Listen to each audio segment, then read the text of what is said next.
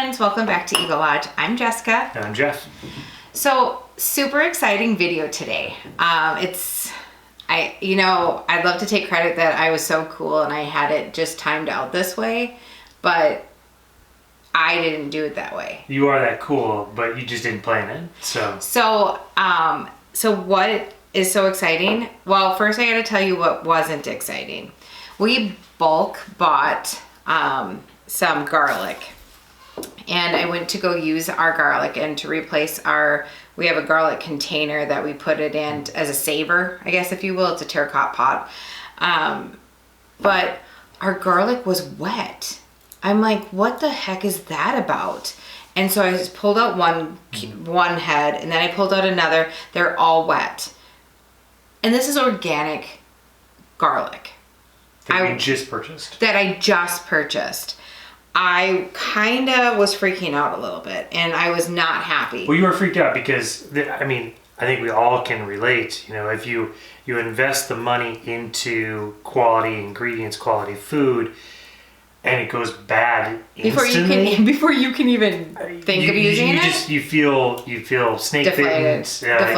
Deflated, ripped off. Well, you had just done a video too on the lettuce that we had bought, so Very true. So at any rate, the oddity of it was the day that this happened, you got a notice on your phone that something was going to be delivered.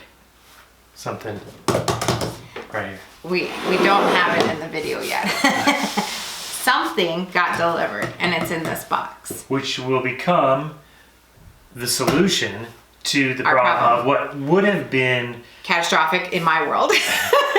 Catastrophic might be a little bit extreme, but it would have been a gigantic waste of this particular product, one that you were counting on for our family. I mean, I still don't get to use it the way I wanted to.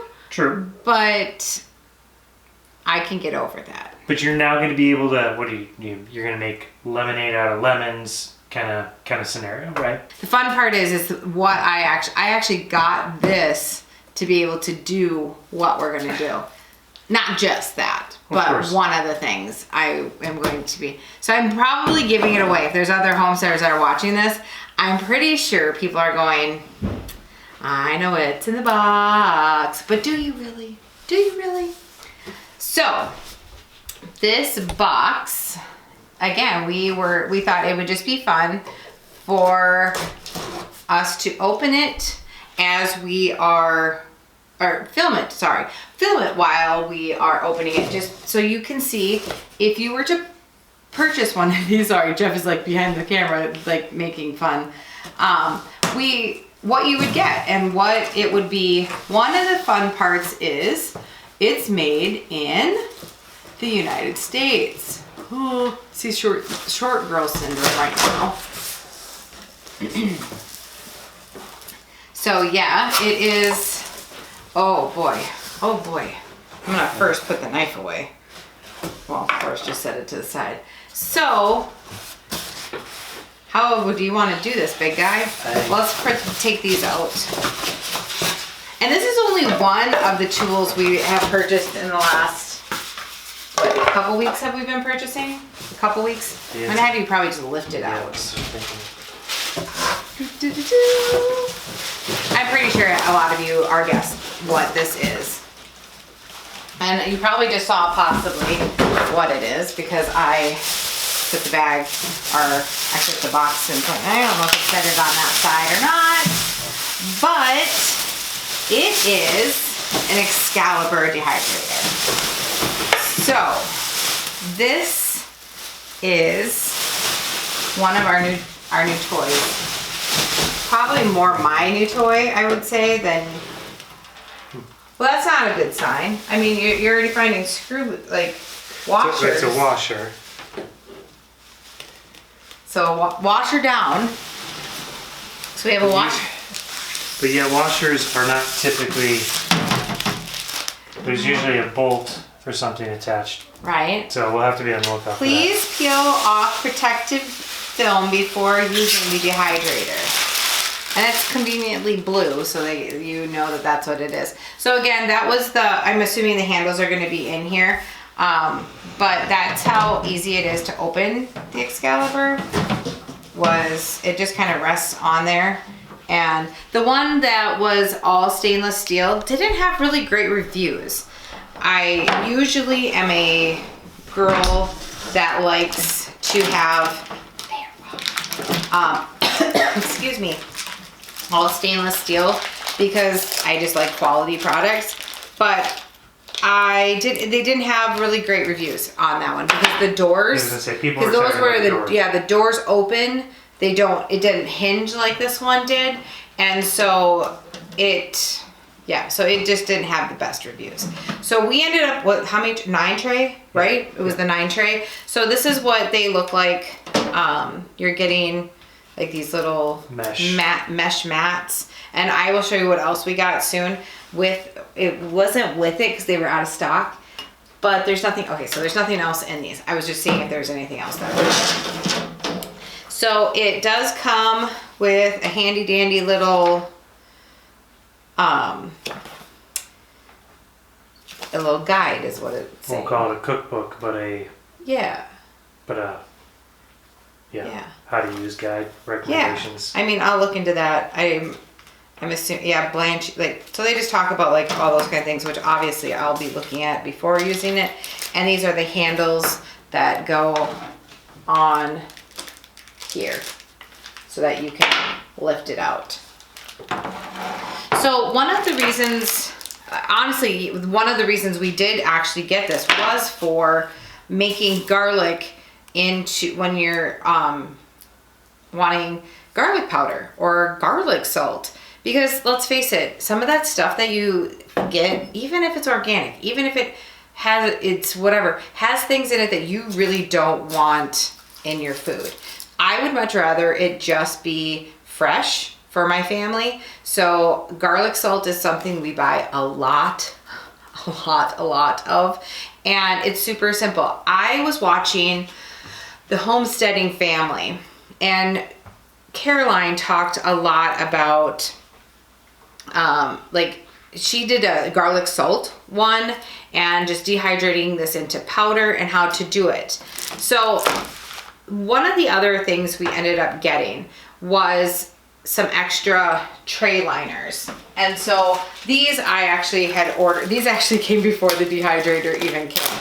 Excalibur's was already, they've been sold out, and they've been actually, because I've been wanting one of these for quite some time. We got the manual one, not the digital. My grandfather was a small appliance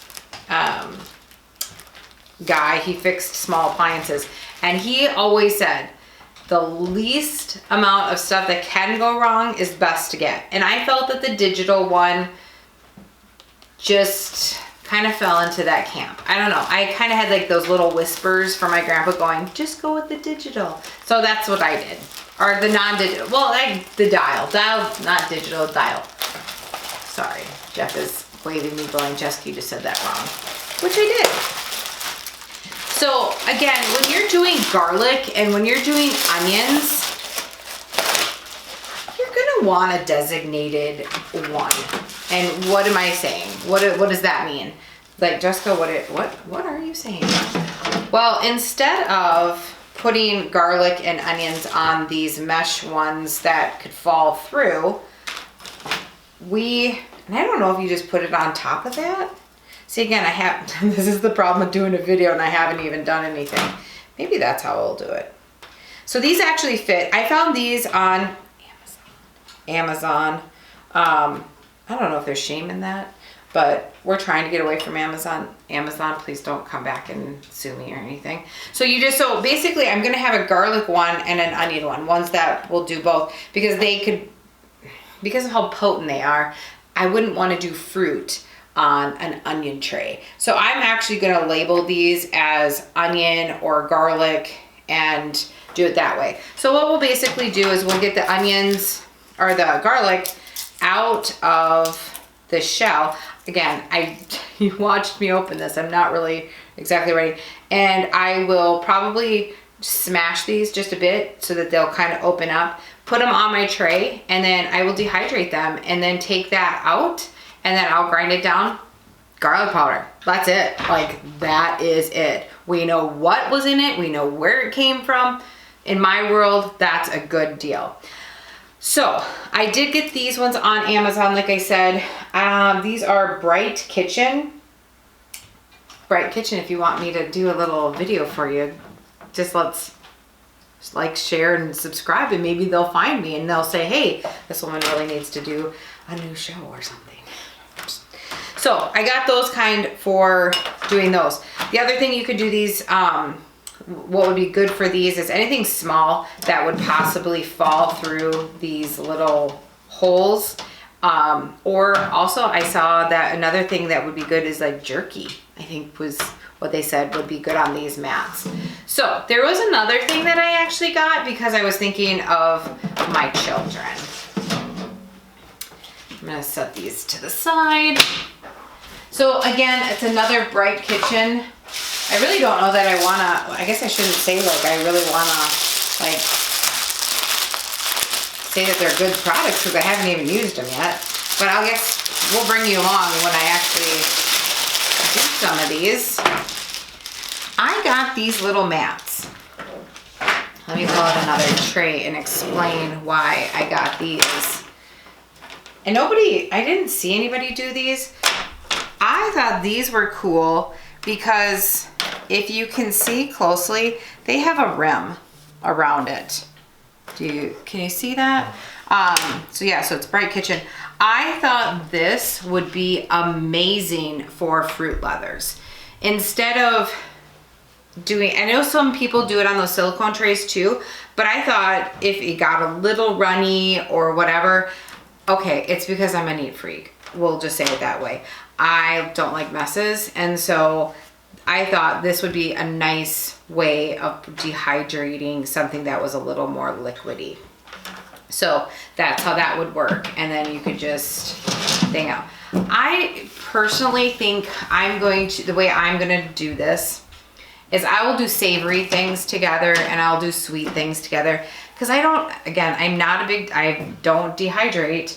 So this will be a learning curve all for me. I don't know if your foods could take on some of the tastes from other foods. I'm looking at Jeff, and I do want to come back in the video. You're probably too tall to be in the video with me right now. But so and I'm sure they'll probably tell me in my owner's manual. There's a lot for me to be learning before I give you guys any advice on what to do. But I guess in my mind, I think that it makes sense to do savory things that you're not worried. Because again, I think of like a fruit leather with garlic. I'm thinking that might not taste right. So we have an Excalibur. We do. It's official. And this is one of, like you alluded to earlier, one of the many things that we've recently invested in for food preservation. And we've been looking at that. I mean, we've put it in our cart, walked away, because I think we were looking at possibly the difference between we weren't going to do what we did and buy all of them, all the things.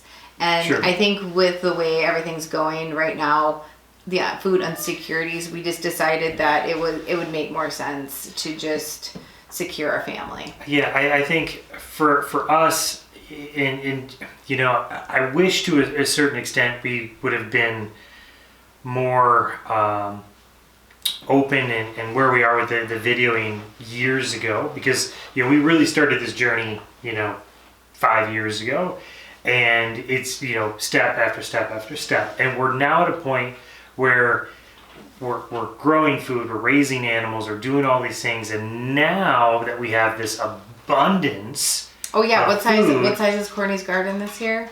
It's like 250 by 250.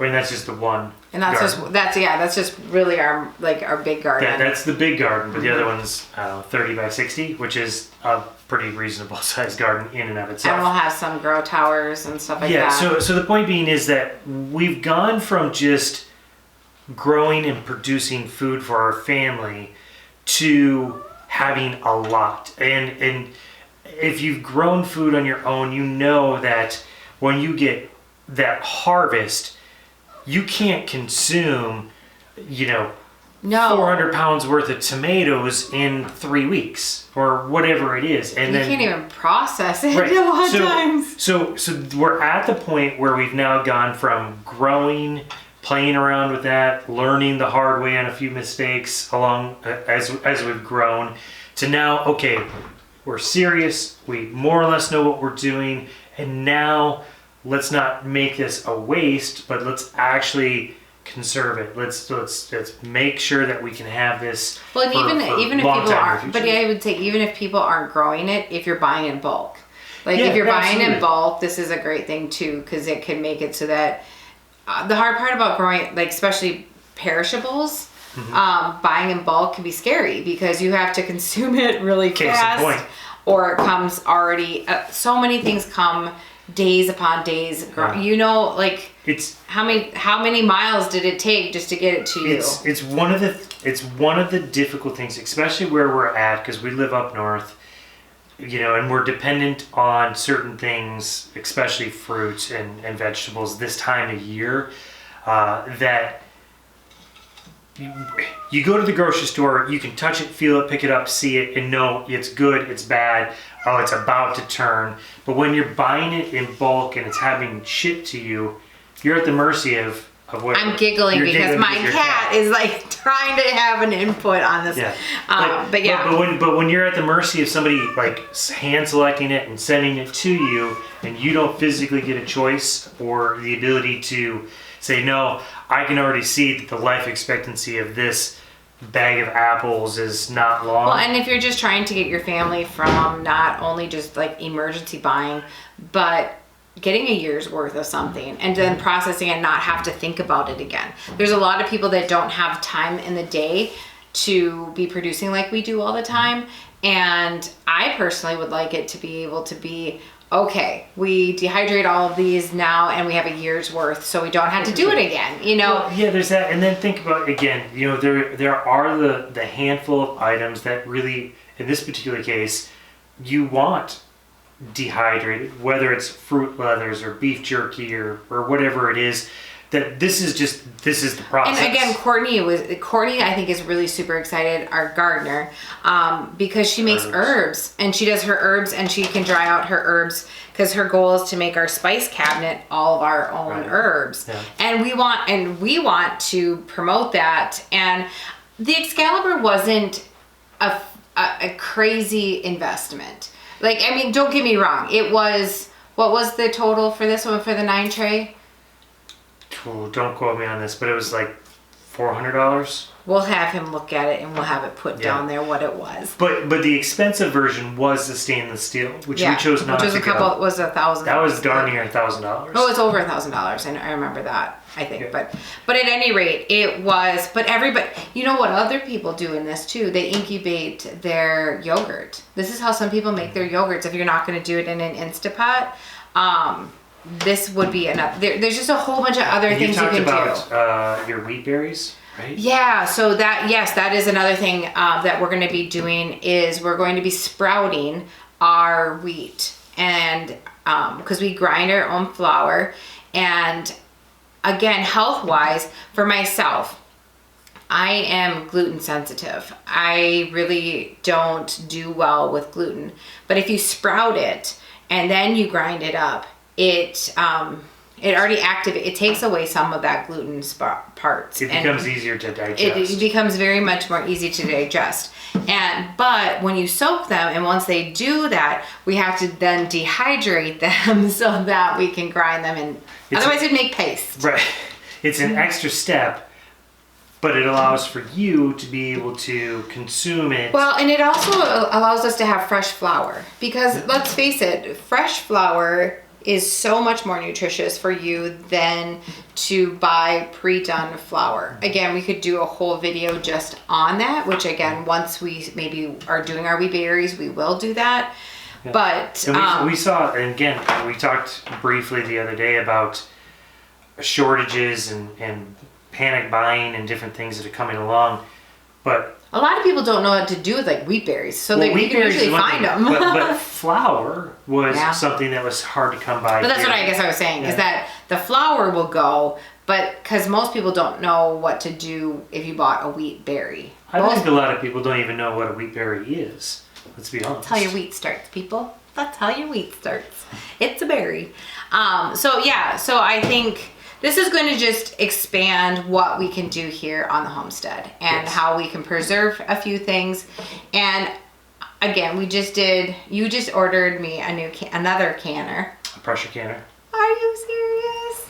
Yeah, because if you are saying why is she like that, go watch this video and you'll learn that my fear was great when it came to canning with a pressure cooker. But you've overcome that. I have, and I love it. But now we want to be able to do the pressure canning in masses. Because that's a lot of work. Yeah, because we inadvertently made the original purchase where it wasn't the biggest units or the biggest pressure canner. I couldn't double stack quarts. Yeah, so I can do pints, but not quarts. Point being is we love the pressure canner, but we weren't happy with the choice of size we got, and so we got another All-American. Yeah, so as we can't return it, obviously, so we just bought it. Well, and again, it actually saved us from having to buy the next huge one because now we have two.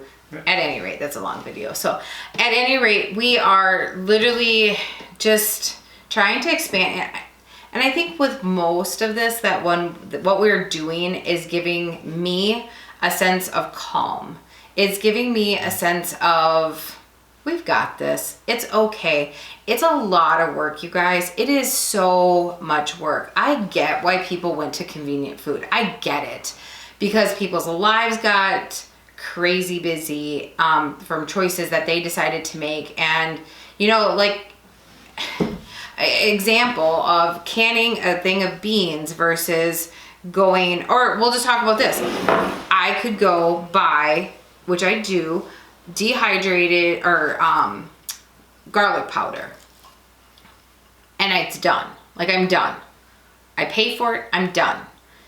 Or I can take this raw product, I can dehydrate it myself, and then I can put it in my jar, and then I'm done. One, obviously, is way faster and more convenient. I get that. But I also have trust issues. I am starting to have quality of food, and I'm not telling you something you shouldn't already know. Quality of food is going downhill so fast, and I want that security. It makes me feel good to be able to say, I did it. I know exactly what's in it. We have a son who has FPIES, and a long story, food allergies, we'll just call it. And cross-contamination is huge for him. And it is something that makes him very ill. It will put him in the hospital ill. And so now I can do things, and I know everything that goes in it. We know that his stuff has not been contaminated. And and so... That control aspect is huge. But I think the other part, and you said it, it's a lot of work. But from a homesteader's perspective, it's fun most work. People that we know that are on the homesteading journey, it's a lot of fun too, right? Because it's the all-encompassing cycle of life concept. You plant it, you grow it, you harvest it, you preserve it. And it's a lot easier when you see your whole family doing it. Mm-hmm. I mean, Courtney right now is starting seeds, and she got so excited. I know we're going off tangent, but this is exciting. So Courtney came up last night, and she's all bubbly. I'm talking over the top bubbly. And she's had these she planted onion seeds. Yeah, onion seeds 5 days ago. Yeah. And she comes running up and she's like, they're sprouting! And which is why is she so excited? Because we've tried this in the past from onions from seed. They are very hard from seed. They just are. They're finicky, they're delicate, blah, blah, blah. She has, and I should be embarrassed to tell you how many, but we're gonna have 400 onions. Well, I don't think that's an embarrassing thing. I think that's... Well, some people are gonna go, what the heck do you need that much onion for? Well, number one, they have no idea how frequently you use onions. But at the end of the day, we're not concerned about that, because we are looking for that preservation piece. We are looking to be able to control that. And of course, there are people that we support. But I mean, how many parents can say that their kids come up because they're growing seeds and they are just like, Christmas just happened?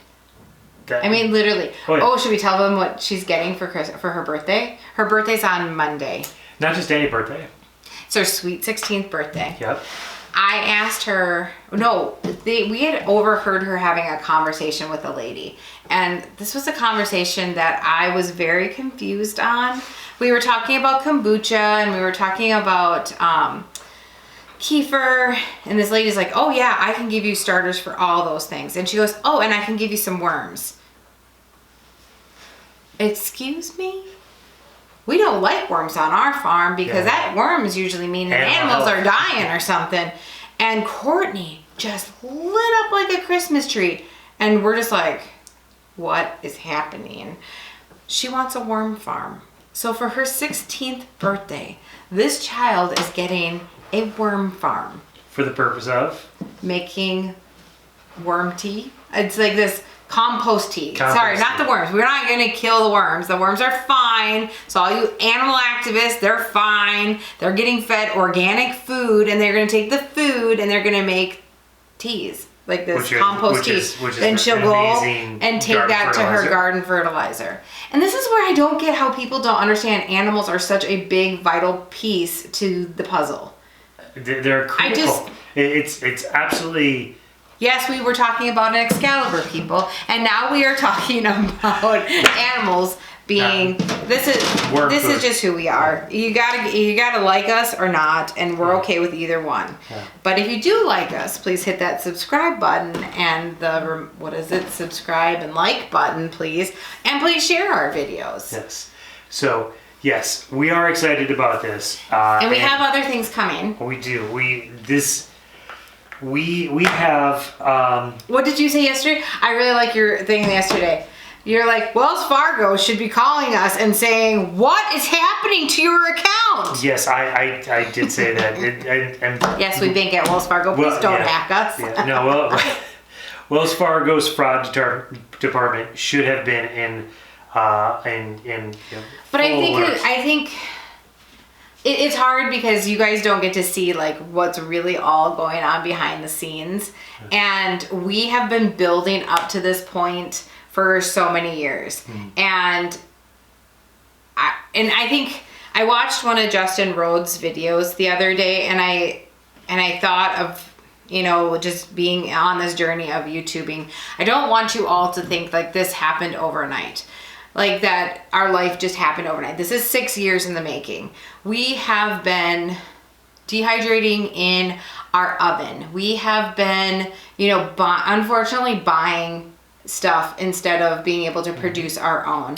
And so we bought in bulk, but not necessarily produced. We produced and then had the gardens go amok, right? We've had so many failures and hardships and experiments gone wrong and learning the hard way processes, which is probably entertaining on some level, but not informative other ways as well. But now we're at a point where we've got enough experience under our belts where we feel that not only for ourselves... Well, and it's not a waste to get them. Oh, for sure. I think that was my biggest hesitation for so long, was that with some of these things, I don't have enough that I'm producing myself that I feel like these kind of things will pay off. And at this point, we definitely are. Indeed. We are definitely there. And again, we are paying for all of these ourselves. We are not big enough for people to be sending us products. And that's fine. I'm totally fine with that. I don't expect anybody to give us anything. And again, that is not a dig on other people that do get these things. They've earned that as well. But for us, this is just security. And this is using what we have been blessed with. And we don't drive expensive cars. We don't, we invest a lot into the farm.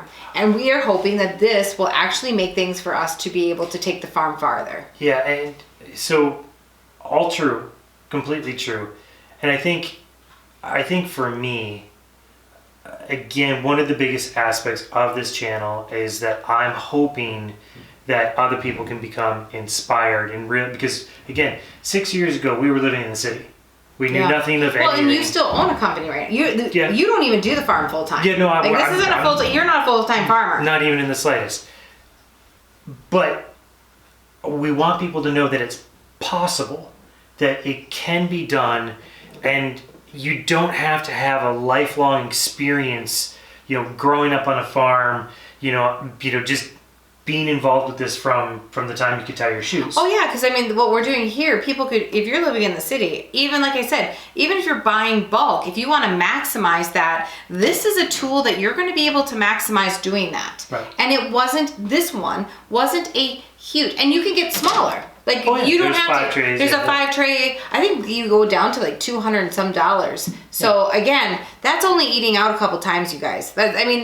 Let's face that is only that kind of investment. And so we did this because of the size of our family and because of what we're doing. And again, like I said, we're hopeful that we're going to be able to produce things that are actually going to be selling for our farm. Yes. So that is a big thing for us as well. Absolutely.